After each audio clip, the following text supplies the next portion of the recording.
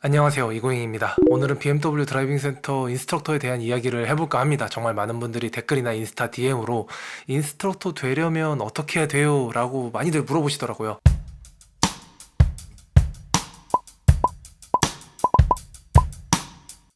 이제서야 그에 대한 답변을 해드릴 수 있게 됐네요. 기다리게 해드려서 정말 죄송합니다. 제가 말씀드릴 내용이 100% 인스트럭터가 될 수 있는 그런 마법 같은 방법은 아니에요. 그저 저도 한때 BMW 드라이빙 센터에서 인스트럭터를 했던 선배 인스트럭터로서의 조언 정도라고만 봐주시면 좋을 것 같습니다.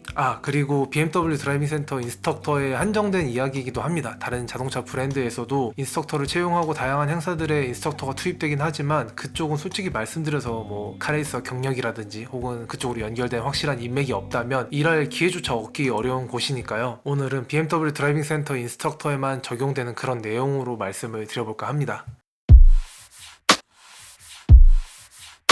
먼저 BMW 드라이빙 센터 인스트럭터가 되는 방법에 대해서 말씀드리기 전에 BMW 드라이빙 센터 인스트럭터는 정말 할만한 일인가에 대해서 말씀을 드리고 싶어요. BMW 드라이빙 센터에서는 드리프트를 가르쳐주는 프로그램이 있어요. M드리프트라는 프로그램인데 M3, M4로 드리프트를 배울 수 있는 프로그램이거든요. 하루는 제가 그 프로그램을 진행하고 있었는데요. 한 고객이 저한테 이런 말씀을 하시더라고요. 와, 인스트럭터님 매일같이 이렇게 드리프트도 하실 수 있고 너무 부럽습니다.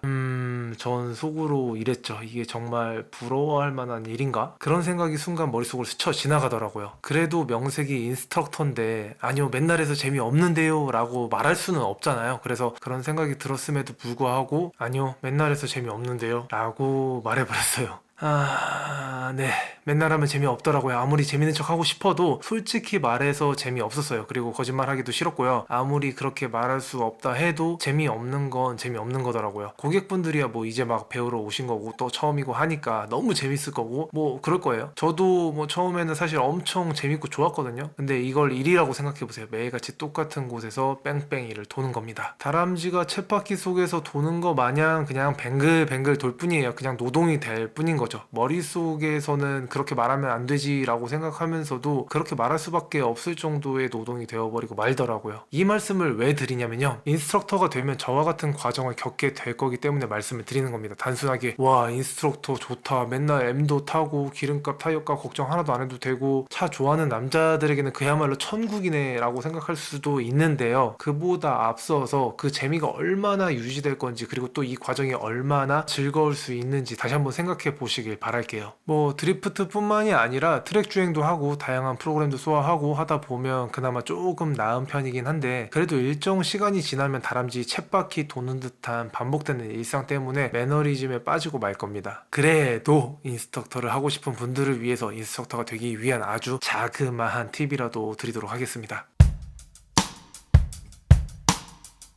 예전에는 카레이서 경력이 있는 혹은 카레이서거나 모터스포츠 업계에 있는 사람들을 뽑았었는데요. 제가 입사할 때쯤에는 이게 조금 바뀌었어요. 인스트럭터라는 게 차만 잘 탄다고 되는 건 아니거든요. 차도 물론 잘 타야 되지만 그보다 더 중요한 게 가르칠 내용을 고객에게 어떻게 전달할 것이냐가 아주 중요해요. 그러니까 프레젠테이션 능력하고 커뮤니케이션 능력이 아주 중요하다는 이야기이기도 합니다. 카레이서는 솔직히 말 잘 못해도 상관없거든요. 말을 버벅이든 두서없게 말하든 전혀 상관이 없어요. 경쟁 상대보다 조금 더 빠르고 빨라서 피니시 라인을 그 누구보다 빠르게 통과하면 그게 곧 훌륭한 카레이서거든요. 그런데 인스트럭터는 그렇지 않습니다. 고객들과 함께 경기를 할 것도 아니고 차는 그냥 적당히 다룰 줄만 알면 됩니다. 대신에 말을 버벅여서도 안 되고 두서없이 이 얘기 저 얘기를 늘어놨어도 안 됩니다. 프레젠테이션 한다고 대중들 앞에 서서 벌벌벌 떨면서 얼굴이 홍당무가 되어서도 안 되고요. 인스트럭터가 되고 싶다면 자신의 스피치 능력이 어느 정도 되는지 점검해 보시기 바랍니다. 만약 이 부분이 부족하다면 부단히 많은 노력을 하셔야 될 거예요. 스피치 능력은 말투나 말의 빠르기, 발음 이런 것도 중요하지만 그에 못지않게 또 중요한 게 바로 외모입니다. 인스트럭터는 외모로도 많은 것을 전달할 수 있고 또 사람들 또한 인스트럭터의 외모로부터 많은 것을 읽어드리고 판단하게 되니까요. TPO 아주 기본적인 거지만 기본을 못하는 경우가 종종 있더라고요. 의상을 떠나서 헤어스타일이나 말투, 제스처 같은 거 하나하나가 정말 인스트럭터에 어울리는지 다시 한번 점검해 보시길 바랍니다. 개인의 개성도 중요하지만 유니폼을 입어야 하는 직업이니만큼 유니폼 유니폼에 잘 어울리는 행색이 무엇보다도 중요합니다. 그 다음으로 중요한 게 뭐가 있을까요?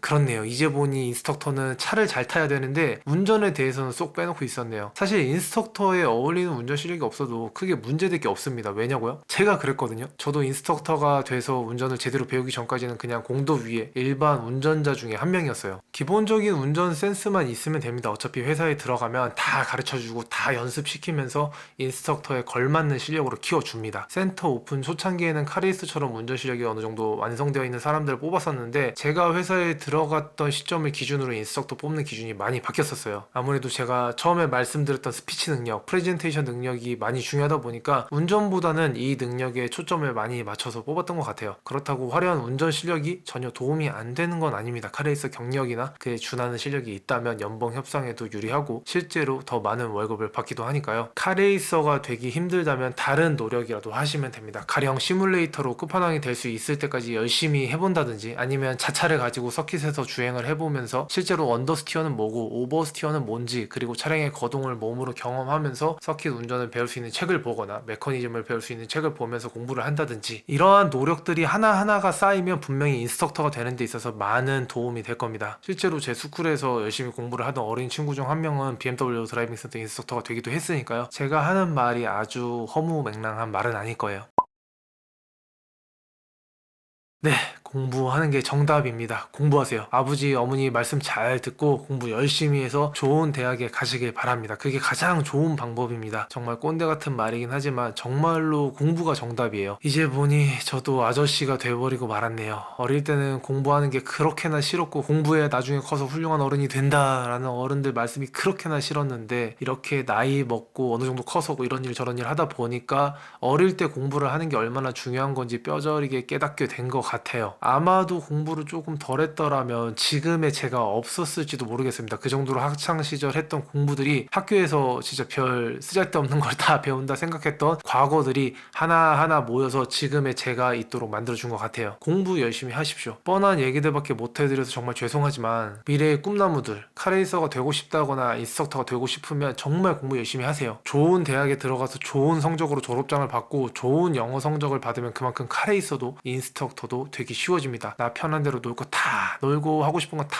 하고 그렇게 해서는 진짜 자신이 하고 싶은 일을 못 하게 됩니다. 그러니까 지금 당장 뭘 해야 좋을지 모르면 공부를 열심히 하시면 됩니다. BMW 드라이빙 센터 인스트럭터를 뽑을 때도 학력도 보고 영어 성적도 봅니다. 인천공항 바로 옆에 있는지라 외국인 고객들도 엄청 많이 오거든요. 그래서 영어 잘하면 면접에서 엄청 유리합니다. 자동차 관련 학과를 가야 할까요? 정비를 배울 수 있는 학교를 갈까요? 이런저런 질문도 많이 받았는데요. 그냥 자신이 갈 수 있는 제일 좋은 학교와 제일 경쟁력 있는 전공을 택하세요. 어른으로서 이런 말하기 참 정말 창피하고 좀 그렇긴 한데 우리나라가 그렇습니다. 사회가 그래요. 좋은 대학 그리고 좋은 스펙 뭐 이런 걸로 사람을 평가하니까요. 어정쩡하게 경쟁력 없는 자동차 관련 학과 갈 생각보다는 확실하게 좋은 대학, 좋은 전공을 택하세요. 그게 더 좋은 방법입니다. 설령 중간에 인스트럭터에 대한 열정이 식어서 다른 걸 하고 싶다는 생각이 들어도 좋은 선택을 했다면 뭘 해도 할 수 있게 되니까요. 어정쩡하고 요령 부리고 적당히 떼오려 하지 말고요. 진짜 열심히 공부해서 꼭 좋은 대학에 가시길 바랍니다. 마지막으로 설명드릴 내용은 지원 방법입니다. BMW 드라이빙 센터 인스트럭터도 다른 여타 회사원들과 별반 다르지 않습니다. 채용 사이트에 올라오는 공고를 보고 지원을 하면 됩니다. 보통은 잡코리아에 채용 공고가 올라오는데요. 잘 확인하고 계시다가 채용 공고가 뜨면 지원을 하시면 됩니다. 인사 담당자의 눈에 들만한 자소서를 쓰고 좋은 대학과 좋은 영어 성적으로 마무리된 이력서를 제출하시면 돼요. 면접에서는 제가 말씀드렸던 스피치 능력이 아주 중요할 겁니다. 프레젠테이션 능력을 미리미리 준비하셨다면 면접도 아주 수월하게 치를 수 있을 거예요. 급여 수준은요 그냥 일반 중소기업 수준 정도로 보시면 됩니다. 정규직도 아닌 계약직인지라 보통 2년 혹은 3년 뭐 이런 식으로 계약을 하고 계약이 끝나고 나면 연장이 되고 그러는데요.